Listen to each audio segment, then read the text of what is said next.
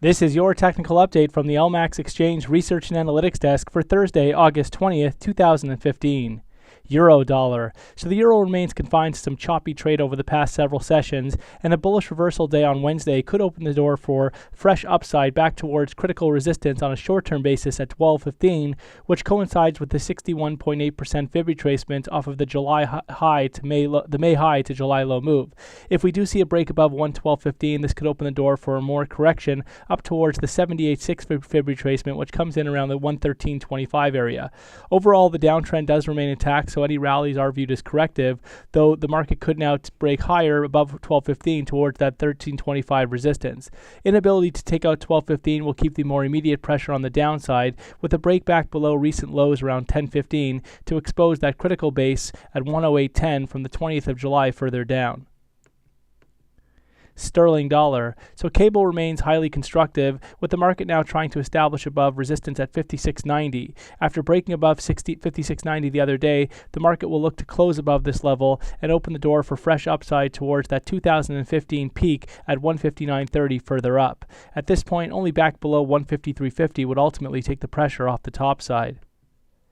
Dollar yen. So dollar yen looks like it could be rolling over after stalling ahead of that 125.85 multi-year high a few sessions back, and this opens the door for deeper setbacks towards initial support at 123, which guards against more critical support at 121.30, that low from the 8th of July that we saw several days back. Euro Swiss. So Euro Swiss is in the process of a correction, though the broader recovery outlook remains intact, and any setbacks now should be very well supported into the 105.75 to 106.90 area. 106.90 is now initial support, which is actually some previous resistance turned support, and this level should support for a higher low in favor of a bullish resumption back above 109.62 and through 110 further up. Aussie dollar. So Aussie dollar has been comfortable consolidating off recent multi-year lows at 72.15, and there is the risk for a fresh upside beyond 74.40, which would extend the correction towards the 77 area. However, inability to take out 74.40 keeps the immediate pressure on the downside, with a break below 72.15 to expose psychological barriers at 70 further down.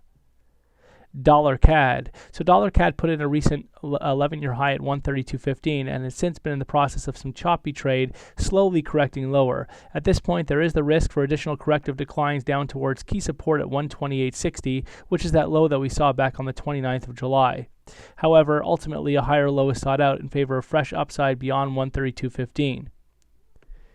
Kiwi dollar. So Kiwi has been consolidating off its recent multi-year low at 64.70, and there is risk for additional corrective upside. If the market takes out key resistance at 67.40, this could open the door for a more significant correction towards the 70 area, though inability to do so will keep the more immediate pressure on the downside for a break below 64.70, which would expose psychological barriers at 60 further down.